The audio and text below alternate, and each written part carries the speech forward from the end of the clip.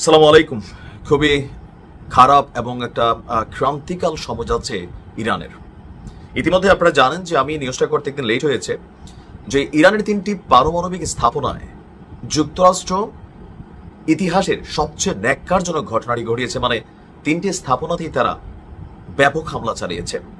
এখন এই যে টোটাল অভিযানটা চালালো যুক্তরাষ্ট্র, সেইখানে আসলে ইরানের কতটুকু কি ক্ষতি হয়েছে বা যুক্তরাষ্ট্রের সফলতার জায়গাগুলো কি হয়েছে বা সর্বশেষ আসলে ওই পারমাণবিক স্থাপনাগুলোর অবস্থা কি। আপনার এখানে তিনটির মধ্যে আমরা যদি গুরুত্বপূর্ণ হিসাব ধরি, ধরুন A category, B category, C category. যুক্তরাষ্ট্র বেসিক্যালি বি ক্যাটাগরিতে ইরানের যে পারমাণবিক স্থাপনাগুলো আছে সেগুলোকে টার্গেট করেছিল ফর্দো, নাতানজ এবং ইস্ফাহান। হামলা শেষে সব মার্কিন বিমান নিরাপদে ইরানের আকাশ সীমা ত্যাগ করতে পেরেছিল। কেন? কারণ হচ্ছে যুক্তরাষ্ট্র একটা কথা বলছিল ট্রাম্প যে 2 সপ্তাহ সময় নিছে, 2 সপ্তাহ পরে যুক্তরাষ্ট্র কোনো ঘটনা ঘটাবে।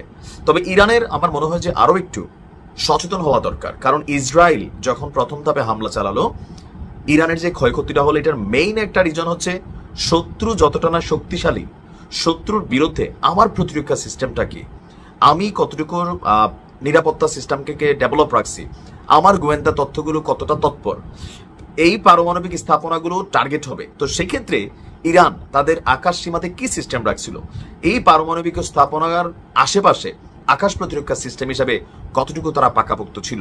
ঘটনা দুইটা, ইরান হয়তো ছিল, কিন্তু আমেরিকা যেভাবে বা যেই মেশিনারিজ দিয়া অভিযান চালাইছে এটাকে ইরান প্রতিহত করতে সক্ষম হয় নাই, অথবা ইরান আসলে অনেকটা উদাসীন ছিল।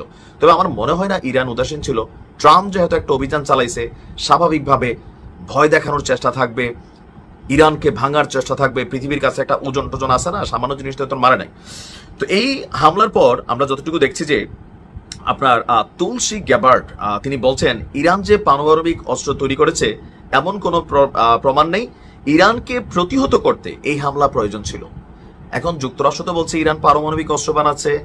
জাতিসংঘের মধ্যে কয়েকদিন আগে আন্তর্জাতিক পরমাণু শক্তি সংস্থার যিনি হাই কমিশন বা মহাপরিচালক, সে কিন্তু বলছিল যে ইরানে কোনো পারমাণবিক অস্ত্রের কাজ চলে না। এমনকি যুক্তরাষ্ট্রের তুলসী গ্যাবার্ড তিনিও কিন্তু বলছিলেন এখন অভিযান চালাইছে, হালাল করার জন্য এই বক্তব্যগুলো দিচ্ছে। সর্বশেষ আপনার এই ঘটনার প্রেক্ষাপটে আমরা যতদূর এখানে দেখতে পেয়েছি, এটা আমার বাস্তবিক মানে অনেকগুলো নিউজ ঘাটে যেটা দেখলাম, প্রাণহানির খবর আমরা আসলে ওইভাবে পাই নাই।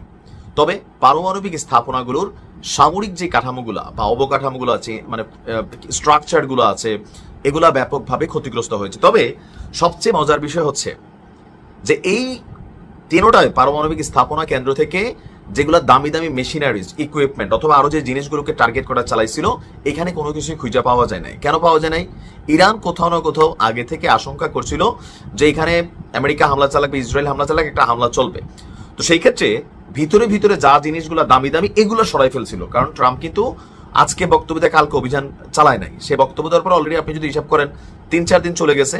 তো যতটুকু আমরা দেখলাম আমেরিকার এই হামলাটাতে একটা জিনিসই সফল হয়েছে যে আমেরিকা যা বলে তা করতে পারে, দেখাইলো গায়ের জন্য মোড়লগিরি। আর ইরানের জন্য স্বাভাবিকভাবে যে স্ট্রাকচারাল বা মেশিনারিজ ইকুইপমেন্টগুলোকে ধ্বংস করছে, এগুলো একটা অর্থনৈতিকভাবে বড় ক্ষতির কারণ হলো। তৃতীয়ত আমেরিকার সফলতা এটা আসলো, ঢুকলো, মারলো, বের হয়ে গেল। তবে চতুরতার আশ্রয় নিয়েছিল ডোনাল্ড ট্রাম্প। 3টা পারমাণবিক স্থাপনার সর্বশেষ আপডেট হচ্ছে এগুলো মোটামুটি যে পরিমাণ ক্ষয়ক্ষতিগ্রস্ত হয়েছে এগুলোকে রিপেয়ার করা সম্ভব। আর এখানে থাকা মূল্যবান যে পদার্থগুলো ওইগুলো এরকম কোনো বড় ধরনের ক্ষতিগ্রস্ত হয় না। কিন্তু তারপরেও দিন শেষে যুক্তরাষ্ট্রের হামলায় ইরানের মনোবল ভাঙার চেষ্টা করা হয়েছিল। ভাঙতে পারছে? আপনি অ্যাকশন দেখছেন কিভাবে ইসরায়েলটা তামা করতেছে বা বাকি পরিস্থিতি রাতারাতি কিভাবে বদলে গেছে। এখনো আরবরা ঘুমাবে। ওই সৌদির যুবরাজ দেখেন না, নিন্দা জানায়, বেটা তোর নিন্দা দিয়ে মানুষ পানি খাবে, এরকমই চলতেছে। এখন বাকিটা হচ্ছে আল্লাহর হাতে। আমরা দোয়া করি ইরানের জন্য। তবে যেই ক্ষয়ক্ষতি হয়েছে ইনশাল্লাহ ইসলিরে তামা করে সেটা পুষাই নিবে। ভালো থাকুন।